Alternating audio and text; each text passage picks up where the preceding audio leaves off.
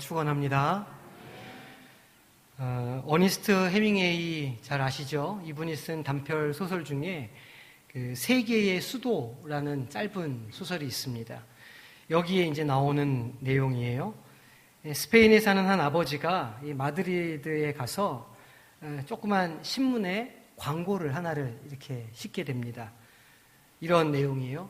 파코야, 화요일 정오에 몬테나 호텔에서 만나자. 다 용서했다, 아빠가. 광고를 실었습니다. 화요일 정오에 이 몬테나 호텔 앞에는 800명이 넘는 파코가 몰려들었습니다. 이 파코라는 이름은 아주 흔한 이름으로 프란체스코의 애칭이고 많은 이들이 이 파코라는 이름을 가지고 있었던 것이죠. 이 모여든 청년들이 너무 많아서 민간 기병대를 불러야 할 정도였다, 그렇게 쓰고 있습니다. 이 이야기는 스페인 어디서나 접할 수 있는 파코라는 이름에 얽힌 이야기입니다. 이 이야기가 설득력이 있는 것은 아들이든 딸이든 어머니이든 아버지이든 친구이든 동료이든 간에 용서받고 싶어하는 수많은 사람들의 갈망을 보여주기 때문입니다. 우리가 용서를 갈망하는 것은 관계를 소중히 여기고 그 사람을 사랑하기 때문이죠. 용서 없이는 영적인 평화뿐만 아니라 외적인 평화가 없다는 사실을 잘 보여주고 있습니다. 이 용서의 선포를 듣고 싶은 이들은 그 호텔 앞에 모여든 800여 명의 젊은이들만은 아닐 겁니다. 우리의 인생은 수많은 실망과 좌절로 점철되어 있다고 해도 과언이 아닙니다. 어떤 의미에서는 거절감과 분노, 그로 인한 이 자괴감은 성장의 양분이기도 합니다. 하지만 그 부정적인 감정들을 성장의 발판으로 삼는 것에는 특별한 노력이 필요합니다. 저에게 있어서도 이 용서를 빌고 용서를 선포하는 일은 쉽지 않은 일입니다. 용기가 필요하기도 하고 또 자비가 필요하기도 합니다. 주는 것이든 받는 것이든 여기에는 결단이 필요하고 때로는 급진적인 사고의 전환이 필요합니다. 오랜 시간 상처를 준 일을 용서하거나 인생의 중대한 갈림길에서 원치 않는 선택을 하게 만드는 사람을 용납하는 것이 그렇습니다. 그런데 그렇게 상처를 주거나 상처를 내거나 하는 이들은 보통 아주 가까운 사람들입니다. 아주 가까운 친구가, 또 형제가, 아버지가, 아내가, 특히 남의 편인 남편이 그렇습니다. 본래 국가 간에도 서로 이웃하는 나라들이 사이가 좋지 않은 법입니다. 재미있는 사실은 상처 준 사람은 잘 모른다는 것이죠. 상처를 받은 사람은 그 기억이 사무치는데 이 상처 준 사람은 까마득하게 잊어버리는 겁니다. 그리고 왜 자기를 미워하는지 억울해하죠.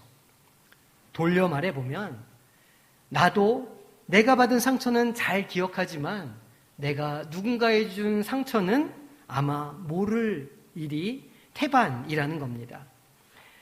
그러다 이런저런 연유로 내가 한 일이 자각이 되고 누군가에게 상처를 줬다는 사실을 깨닫게 되면 낯이 뜨뜻해지고 고개를 들지 못하는 경험을 할 때도 있습니다.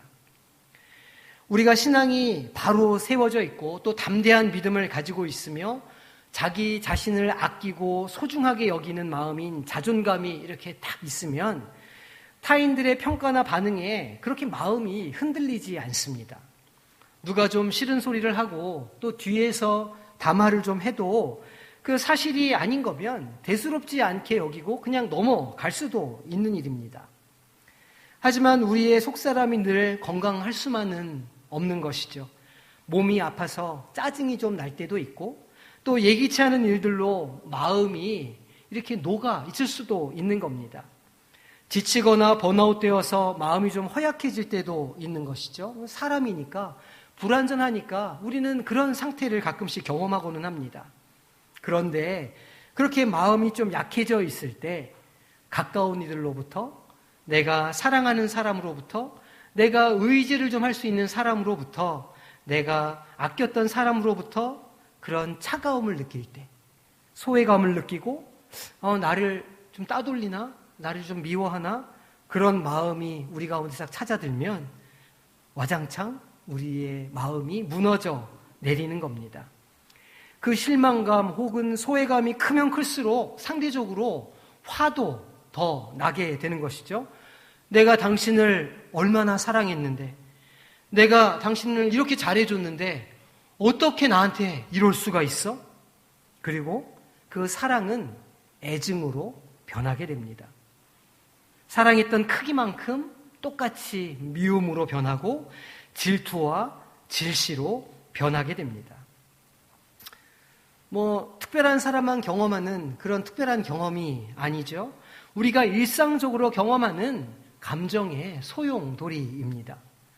내향적인 사람이라면 그 분노를 속으로 삼키고 티를 내지 않으려고 노력하다가 속병을 앓게 될 수도 있습니다. 외향적인 사람이라면 싸움을 만들고 양당 간에 결판을 내려고 할 겁니다. 무엇이 되었건 간에 이러한 소외감과 거절감, 이로 인한 감정의 문제는 관계를 깨뜨리고 망가뜨리는 것이죠. 오랜 시간 공을 들였다고 하더라도 한번 수가 딱 틀어지면 그냥 단번에 엎어지는 겁니다. 개인 대 개인의 관계에서만 그런 것은 아닙니다. 개인과 공동체가, 또 공동체와 공동체가, 국가와 국가도 마찬가지죠. 하지만 그럼에도 불구하고 우리 모두는 기대하는 것이 있습니다. 관계가 회복되는 것. 응당 받아야 할 사과를 받고 해야 할 용서를 하고, 그래서 본래 좋았던 관계로 돌아가기를 기대한다는 겁니다. 물론 그 실망감이 크고 오래되면 아예 회복을 포기할 수도 있습니다. 하지만 이는 단지 그 상심의 크기를 이야기하는 것일 뿐이죠. 인간은 하나님의 형상을 따라 지음받은 존재이기 때문에 서로 사랑하고 사랑받기를 원하는 갈망이 내면에 있다는 겁니다. 그러면 우리는 어떻게 그 관계를 회복할 수 있을까요? 어떻게 우리의 삶이 혼자가 아니라는 사실을 다시 한번 확인하고 저 사람이 나를 사랑하고 있다고 하는 사실을 다시 인정하고 용납하고 용납받는 관계로 나아갈 수 있을까요? 대림절 둘째 주간 우리에게 주어진 말씀은 이사야 11장의 말씀입니다. 이 본문에는 하나님의 비전이 아주 구체적으로 형상화되어 나타납니다. 그리고 그 하나님의 비전이 오늘 우리가 경험하는 일들에 대한 해답이 되는 것이죠. 오늘 이 말씀의 역사적인 배경을 먼저 좀 살펴보겠습니다. 지난주에도 우리가 살펴보았지만 북이스라엘은 아수르의 위협 아래에 놓여 있었습니다. 그래서 북이스라엘의 지도자들은 아주 철저하게 친아수르 정책을 펼치고 있었습니다. 우리가 알고 있는 대부분의 북이스라엘 왕들은 아수르의 꼬박 조방을 갖다 바치면서 우호적인 관계를 유지해 왔던 것이죠. 반면에 바로 옆에 붙어있던 아람이라고 하는 나라와는 적대적인 관계를 가지고 있어서 이 두 나라 사이에는 심심치 않게 갈등이 벌어지기도 했습니다. 그런데 주전 8세기가 되면서 그 정세가 한치 앞을 내다볼 수 없는 혼란에 빠져들었습니다. 아수르가 정치적인 힘을 다소 잃어갔기 때문입니다. 아람도 아수르의 침공을 받은 이후로 쇠퇴기에 접어들었습니다. 이런 상황에서 이 북이스라엘의 여로보암 2세가 왕권을 잡았는데 이때 북이스라엘의 최고의 전성기를 누리게 되는 겁니다. 바로 옆나라 아람이 힘을 잃으니 국토를 다메섹과 하맛 어기까지 이렇게 확보할 수 있었고 아수르에 들어가는 조공이 딱 없어지니까 경제 형편도 굉장히 좋아졌던 겁니다. 살기가 나아지고 평안해지고 잘 살게 되고 부유하게 되었다는 말입니다. 바로 이런 때 영적 종교적인 타락이 북이스라엘의 시작되었던 것이죠. 타락은 힘들 때 일어나는 게 아닙니다. 종교적인 부패는 삶에 고난이 있거나 어려움이 있을 때 생기는 것이 아닙니다. 신앙의 전락은 편안할 때, 복받을 때 있다는 것을 우리는 볼 수 있는 것이죠. 그런데 아수르에 다시 강력한 왕이 세워지는 겁니다. 디글랏 빌레셋은 주변 국가들을 위협하며 다시 조공을 요구했습니다. 그러니까 주변국들이 이에 반발하면서 연합하고 대항하기도 했던 것이죠. 이럴 때 이 북이스라엘과 아람이 서로 동맹을 맺게 되는 겁니다. 북이스라엘의 베가 왕은 아람 왕 르신과 손을 잡았고 남유다 왕 아하스에게 그 연합에 동참해 줄 것을 요청합니다. 그런데 남유다 아하스가 이것을 딱 거부한 겁니다. 이렇게 하면서 이 북이스라엘과 아람 연합군이 아수르가 아니라 남유다를 침공하게 되었던 겁니다. 왜 아하스 왕이 연합을 거부했을까요? 그는 철저하게 아수르를 의지했습니다. 하나님을 의지했던 게 아닙니다. 이사야 선지자는 임마누엘의 예언을 통해서 강대국을 의지하지 말고 하나님만을 의지해야 한다 여러 번 촉구했지만 아하스 왕은 끝끝내 아수르를 의지했습니다. 결국은 이 전쟁의 결과로 아람과 북이스라엘은 쇠약해져서 아수르에 의해서 무참하게 파괴되었습니다. 남유다도 이제 그 국가의 존망이 위태로운 시기를 맞게 되었던 것이죠. 이사야는 남유다 예루살렘에 거하면서 아하스 왕과 그 시대 백성들에게 오늘 이 말씀을 선포하고 있는 겁니다. 그리고 오늘 본문에서 메시아의 출현을 예언하면서 그가 세상에 오시면 이 땅 가운데 평화가 임하게 될 것임을 이야기하고 있는 겁니다.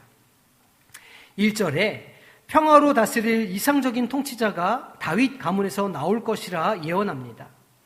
앞선 9장 이후 심판의 예언을 볼 때에 이사야는 숲의 이미지를 많이 사용합니다. 우거진 숲과 같은 이스라엘을 불사르고 그 땅에 남은 것이 하나도 없게 하겠다고 하는 심판의 말씀을 전하고 또 레바논의 울창한 숲과 같은 아수르를 도끼로 찍어서 황폐하게 되게 하겠다 이렇게 증언하기도 합니다. 그 이미지를 우리가 떠올려 보면 울창하던 곳은 이제 나무가 없이 황량한 광야와 같은 곳이 되어 있다는 겁니다.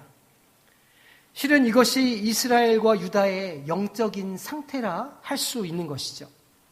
하나님을 떠나지 않았을 때, 하나님을 바라보았을 때 그들은 무성한 숲과 같이 생명력이 넘치는 삶을 살았지만 지금은 아닙니다. 그런데 이러한 상황에서 이새의 줄기에서 한 싹이 나며 그 뿌리에서 한 가지가 자라서 열매를 맺는다 이렇게 말씀하고 계시는 겁니다. 생각해 보십시오. 황무지가 된 곳, 모든 나무들이 잘려가고 생명력이 다 죽어간 그 광야와 같은 곳에 한 싹이 돋아나기 시작하는 겁니다. 그리고 그 가지가 자라나서 열매를 맺게 된다 말씀하고 계시는 겁니다. 소망이 자라난다는 말이죠. 희망이 생긴다는 말입니다. 그런데 그 소망은 다윗 왕조의 정통성을 잇는 희망이며 그를 통해서 공의가 세워지고 마침내 여호와 샬롬, 평화의 때가 이를 것이라 오늘 선포하고 있는 겁니다. 2절 말씀에 그 새로운 싹이 자라게 하고 그것이 다시 숲이 되게 하게끔 하기 위하여 하나님이 하시는 일들을 기록합니다. 하나님은 그 한 싹에게 지혜와 총명의 영을 부어주시고 모략과 권능의 영을 부어주실 것이라 말씀합니다. 또 지식과 주님을 경외하는 영을 주신다는 것이죠. 이는 다윗과 솔로몬 시대의 그 이스라엘의 전성기, 완벽한 지도자들의 모습을 잊고 그들을 넘어서는 뛰어난 메시아가, 뛰어난 왕이 다시 세워질 것임을 이야기하고 있는 겁니다. 그렇게 세워지는 왕은 이어지는 3절에서 5절 말씀을 보니까 하나님 앞에서 백성을 이렇게 다스린다고 말합니다. 여호와를 경외하는 자가 될 것이다. 두렵고 떨림으로 하나님의 말씀을 받고 그 말씀에 순종하는 모습을 가질 것이다. 그의 판단은 사사로운 감정에 휘둘리지 않으며 공의로울 것이다. 악인을 심판하며 공의와 정직으로 하나님의 백성을 치리할 것이라 말합니다. 이러한 이 왕의 모습은, 이러한 메시아의 모습은 앞으로 오게 될 하나님의 나라가, 그 이상적인 사회가 하나님의 공의가 실현되고 하나님의 법도가 다시 실현되는 복된 나라가 될 것임을 말해주고 있는 겁니다. 그리고 이어지는 6절 이후의 말씀은 그가 세우는 나라가 어떤 모습일지를 기록합니다. 우리가 너무 잘 아는 모습 아닙니까?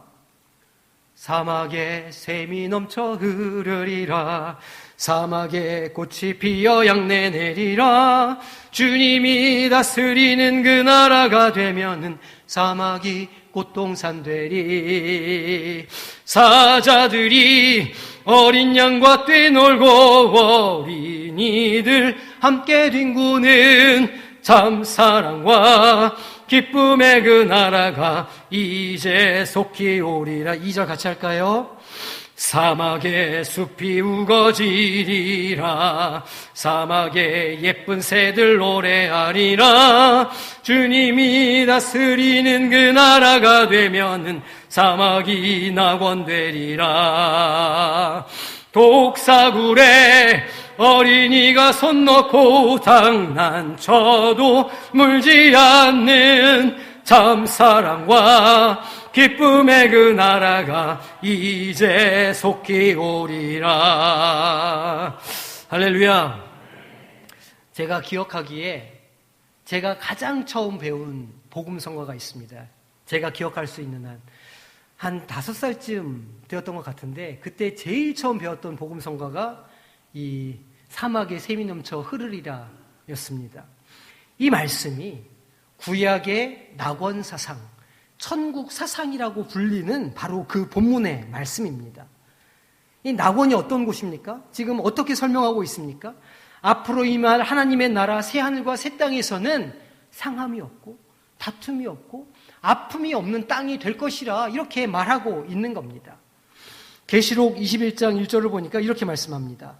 또 내가 새 하늘과 새 땅을 보니 처음 하늘과 처음 땅이 없어졌고 바다도 다시 있지 않더라. 사실 이 사도 요한이 본 이 계시의 말씀은 이사야와 에스겔이 본 예언의 변주라고 할 수 있습니다. 이 구약시대의 낙원에 대한 신약의 표현이 계시록 21장과 22절의 말씀이라는 것이죠. 엄밀하게 말하면 이 새하늘과 새 땅은 없던 것이 새로 생기는 게 아닙니다. 새하늘과 새 땅은 이 하나님의 낙원, 타락하기 전의 세계를 회복하는 것이라 할 수 있는 것이죠. 본래 하나님의 선하신 창조 그대로 회복하는 것, 본래의 모습으로 돌아가는 것이 새하늘과 새 땅에 일어나는 역사이며 메시아가 오실 때 이 땅 가운데 풀어질 낙원이라는 것을 우리는 알 수 있는 겁니다. 우리 개인에게 적용해 볼까요? 하나님께서 우리를 창조해 주신 원래의 모습을 회복하는 것, 그것이 하나님의 나라에서 우리가 변화해야 할 모습이라는 겁니다. 타락 이전의 에덴 동산의 상태, 완전한 평화와 안식의 상태가 이 낙원이며 신천신지의 모습인 겁니다. 이곳에는 미움이 없습니다. 증오가 없죠. 갈등이 없고 상함이 없습니다. 힘센 것은 힘센 것을 자랑하지 않고 약한 것은 약함으로 인한 상함이 없는 것입니다. 창조하신 모습 그대로 그 모습 온전히 다 인정받고 용납받는 곳이라는 것이죠. 그리고 그곳에는 여호와의 영광을 아는 지식이 세상에 충만할 거라 이렇게 말씀합니다. 물이 바다를 덮는 것처럼 온 땅에 하나님의 영광이, 하나님을 향한 갈망이, 그를 향한 찬양이 온 세계에 가득해질 것이라 말씀하는 것입니다. 말씀하고 있는 겁니다. 온 땅을 덮는 바다와 같은 물이 어디에서 시작되었을까요? 에스겔은 이렇게 증언합니다. 47장 12절에서 강 좌우 가에는 각종 먹을 과실 나무가 자라서 그 잎이 시들지 아니하며 열매가 끊이지 아니하고 달마다 새 열매를 맺으리니 그 물이 성소를 통하여 나옴이라. 그 열매는 먹을만 하고 그 잎사귀는 약 재료가 되리라. 아멘. 이 비전은 사도 요한에게 그대로 전해집니다. 계시록 22장 1절과 2절 말씀을 보니까 이렇게 기록합니다. 또 그가 수정같이 맑은 생명수의 강을 내게 보이니 하나님과 및 어린 양의 보좌로부터 나와서 길 가운데로 흐르더라. 강 좌우에 생명나무가 있어 12가지 열매를 맺되 달마다 그 열매를 맺고 그 나무 잎사귀들은 만국을 치료하기 위하여 있더라. 할렐루야. 상상해 보십시오. 황폐해져 있는 땅에, 메말라 있는 마음에 하나님께서 그 메시아를 우리에게 보내주시면 그 메시아를 통해서 생명의 강이 물이 바다 덮음같이 우리의 삶 가운데, 우리의 인생 가운데, 이 교회 가운데 넘치게 될 것이라 말씀하고 계시는 겁니다. 이런 찬양이 있죠. 보좌로부터 물이 흘러 닿는 곳마다 새로워지네. 골짜기를 지나 들판으로 생수의 강물 흘러넘치네. 주님의 강이 우릴 즐겁게 해. 주님의 강이 춤추게 해. 주님의 강이 우릴 새롭게 해. 기쁨으로 충만케 하네. 할렐루야. 이 보좌로부터 흘러나오는 이 생명수, 성령의 물, 이것을 우리가 받아야 할 줄로 믿습니다.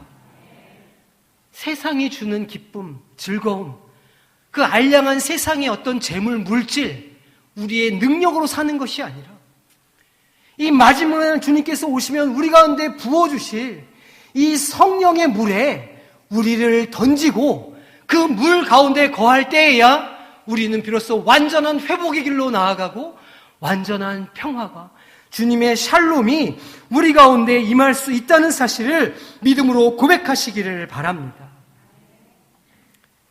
이제 말씀으로 우리를 비춰보기를 원합니다. 우리가 경험하는 정서적인 어려움들은 사랑이 거절당하고 소외감을 느낄 때 시작되는 겁니다.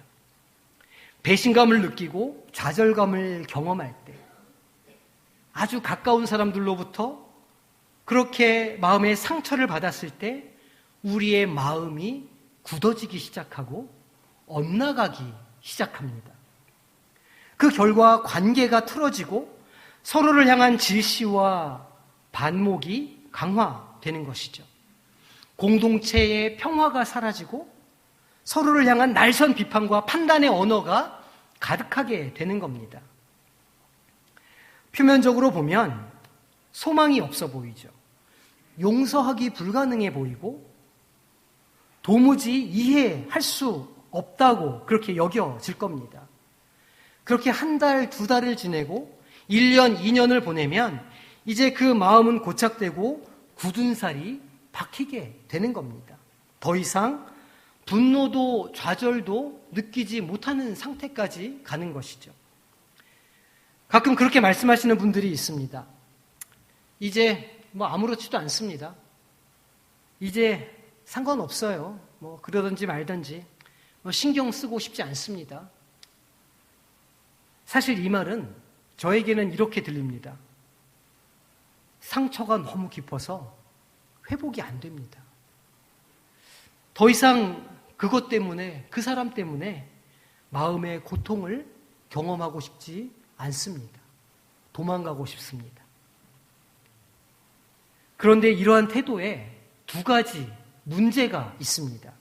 먼저는 이 부정적인 감정은 감추면 감출수록 왜곡되고 변질되어서 나타난다는 겁니다. 아무렇지 않다고 말하지만 표현에는 날이 서 있고 마음은 서늘해지는 겁니다. 그 누군가를 향해서 알지도 못하는 사이에 저주의 언어와 몸짓이 나타나게 되는 거죠. 원치 않지만 내가 차가운 사람, 무서운 사람이 되어 가는 겁니다. 사실 우리 내면에는 하나님께서 처음 창조해 주셨던 밝은 사람, 따뜻한 사람, 사랑이 많은 속사람이 있는데 스스로 그 모습을 가리고 완고해지는 겁니다. 둘째로, 이러한 부정적인 감정을 억압하면 동시에 즐겁고 기쁜 감정도 억압되는 겁니다. 다르게 표현하자면 부정적인 감정, 긍정적인 감정이 따로 있는 게 아닙니다. 감정이 그 사람인 것이죠. 삶의 즐거움이 조금씩 사라지는 겁니다. 용서가 없으면 그 마음에 자유함이 없다는 말입니다. 분노의 감정을 감추면 감출수록 우리 안에 있는 즐거움과 기쁨도 조금씩 사라져가니 밋밋한 인생, 재미없는 삶을 살게 될 거라는 것이죠. 지금 이사야는 이스라엘 민족을 향해서 그 벌거벗은 황무지 같은 땅에 새 싹이 돋아날 것을 이야기합니다.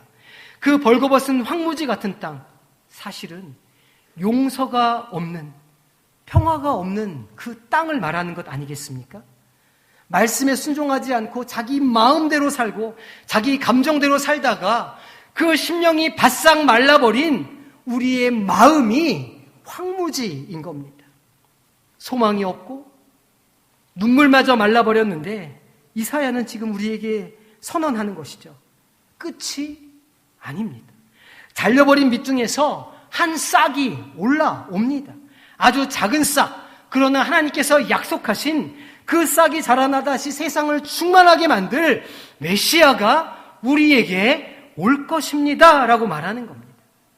그분이 오시면 우리 심령 가운데, 우리 가정과 교회 가운데 다시 한번 임재하시면 그 황무지가 기경되고 큰 나무가 자라는 생명력이 넘치는 곳으로 바뀌어질 것이라 말씀하고 있는 겁니다. 우리에게 강림하신 예수 그리스도는 황량한 우리 인생의 생명의 싹이 되어 주시는 분이십니다. 예수님께서 평화의 메신저가 되어서 우리 가운데 오셨다는 겁니다. 예수님이 오시면 어떻게 이 참혹한 세상에 평화가 임하게 되겠습니까? 이 메마른 우리의 심령에 어떻게 다시 여호와 샬롬이 선포되겠습니까? 주님께서 서로를 찌르던 가시를 대신 받으시기 때문입니다. 하나님께서 저에게 보여주신 환상이 하나 있습니다. 저의 모습이, 가까운 사랑하는 사람들의 모습이 고슴도치와 같은 겁니다. 서로 사랑하고 싶어서 가까이 다가가는데 그 가시를 고추 세우고 있어서 가까이 다가가면 다가갈수록 서로를 찌르는 겁니다. 그런데 그 가시를 가시 면류관의 가시로 바꾸어 주셨습니다. 우리 서로를 향해서 찌르던 가시는 이제 주님의 머리를 찌르고 주님의 옆구리를 찌르는 창이 되는 겁니다. 주님께서는 보혈로 그 가시를 대신 받으셨고 녹여 주시는 겁니다. 에베소서 2장 14절은 이렇게 기록합니다. 그는 우리의 화평이신지라 불로 하나를 만드사 원수된 것 곧 중간에 막힌 담을 자기 육체로 허시고, 주님은 우리의 평화가 되십니다. 둘을 하나로 만들어 주십니다.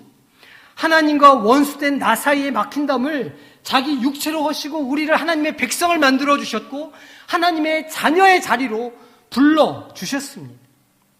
서로 원수된 우리 사이에 막힌 담을 자기 육체로 허시는 겁니다. 에베소서 2장 15절 하반절은 이렇게 기록합니다. 이는 이 둘로 자기 안에서 한 새 사람을 지어 화평하게 하시고, 둘로 예수 그리스도 안에서 보혈로 녹여주시고 씻어주셔서 한 사람을 세워주시겠노라 말씀하시는 겁니다. 하나님과 원수된 우리와 평화하시기 위하여, 또 원수된 우리를 한 새 사람으로 만들어주시기 위하여 그렇게 우리 가운데 역사하여 주시고 자기 몸을 내어 주셨다는 것이죠. 에베소서 2장 22절은 이렇게 말씀합니다. 너희도 성령 안에서 너희도, 우리 모두 성령 안에서 하나님이 거하실 초소가 되기 위하여 그리스도 예수 안에서 함께 지어져 가느니라. 아멘. 성령 안에서 함께. 성령 안에서 함께. 성령 안에서 함께. 내 인생, 나 잘남, 내 고집, 내 이익, 이거 아니고요. 함께. 성령 안에서 나의 힘, 나의 능력, 내 재물, 내 방법이 아니라 성령 안에서 우리 함께 같이 하나님의 나라를 만들어 가는 줄로 믿으시기를 바랍니다. 로마서 8장 2절에서 이렇게 기록합니다. 이는 그리스도 예수 안에 있는 생명의 성령의 법이 죄와 사망의 법에서 너를 해방하였음이라. 할렐루야. 성령 안에서, 우리는 성령 안에서 주님이 이루신 평화를 우리 인생 가운데 펼쳐 놓을 수 있습니다. 주님의 권세는 우리 삶의 평화를 선포하고 용서를 선포하고 화해를 선포하는 권세인 줄로 믿으시기를 바랍니다. 우리의 힘, 우리의 능력, 우리의 의지가 아니라는 겁니다. 그 알량한 우리가 가지고 있는 그 어떤 것, 재물, 우리의 힘, 그것으로 지키려 하고 그것을 바라보는 한 우리는, 우리 가정은 다시 넘어질 수밖에 없을 겁니다. 오직 성령 안에서, 주님의 영이신 성령 안에 거할 때, 성령을 의지하고 성령을 구할 때 비로소 그 전쟁과 같은 우리 심령에 평화가 임하게 될 줄로 믿으시기를 바랍니다. 성전으로부터 시작되어서 물이 바다 덮음같이 온 땅을 덮는다는 것은 여호와의 영, 성령의 역사를 말하는 것이며, 성령에 붙들릴 때에 평화가 임하며 회복과 치유의 역사가 일어나게 될 것임을 말씀하여 주시는 것입니다. 그러니 이 대림절 기간 우리 모두의 심령에 평화를 가져올 주님, 주님의 영을 사모하시기를 바랍니다. 이 평화를 이루기 위한 용서와 화해가 성령께서 하시니 얼마나 급진적이겠습니까? 내가 할 수 없고 불가능했던 일이 성령 안에서 이루어지니 그것이 얼마나 놀랍게 우리 가운데 이루어지겠느냐는 말입니다. 그러나 하나님은 우리의 삶에 이 평화를 이루시기를 원하십니다. 이 성관 공동체 안에 이 평화를 가져다 줄 사람을 필요로 하시고 부르고 계신다는 겁니다. 성령을 의지하여서 자신의 아집과 자고함을 꺾고 하나님의 말씀에 순종하며 여호와 샬롬을 선포할 사람, 그 주님을 닮은 한 사람이 이 자리에 있기를 하나님께서 원하신다는 겁니다. 그러니 그 한 사람이 되시기를 바랍니다. 하나님의 평화의 메신저로 서시기를 결단하시기를 부탁드립니다. 용서를 선포하십시오. 용서를 구하고 용서하시기 바랍니다. 그리고 하나님의 의를 이루어 가십시다. 대림절 기간 주님을 사모하는 이들이 당연히 가져야 할 모습이 아니겠습니까? 주님의 영, 성령을 사모하며 이 일이 우리 가정의 교회의 지역이 이루어지기를 기대하며 평화의 메신저가 되고 마음에 평화의 불을 붙이며 하나님께로 나아가는 복된 성광의 모든 권속들이 되시기를 주님의 이름으로 축원합니다. 정말 놀라운 일은 용서를 받은 사람은 용서하기가 한결 수월해진다는 겁니다. 처음에 내가 용서받기가 힘들지, 내가 누군가로부터 완전한 용서를 경험하면 우리 마음에는 자유함이 생기고 능력이 생기는 겁니다. 누군가를 용서할 수 있게 되는 것이죠. 주님께서 먼저 우리 성도님들을 용서해 주셨다는 사실을 깊이 묵상하시고 그 말씀을 마음에 새기시기를 부탁드립니다. 저는 늘 아들한테 부족한 아버지라 이렇게 생각했었고 또 늘 그렇게 미안한 마음을 갖고 있었습니다. 그런데 아들은 저에게 이제 더 이상 그런 마음을 갖지 않아도 된다, 그렇게 이야기해 주었습니다. 지금 그 모습으로도 충분하다고, 자기가 아버지의 노력을 다 알고 있으니 이제 그만하셔도 된다고 저에게 그렇게 얘기해 주었습니다. 그 위로를 제가 받고 나서야 저는 진정으로 제 아버지를 용서할 수 있었습니다. 누구나 시작이 어렵습니다. 하지만 용기 내시기를 바랍니다. 우리의 힘으로 하는 것이 아니죠. 성령님께 의탁하고 성령님께 맡기시기를 바랍니다.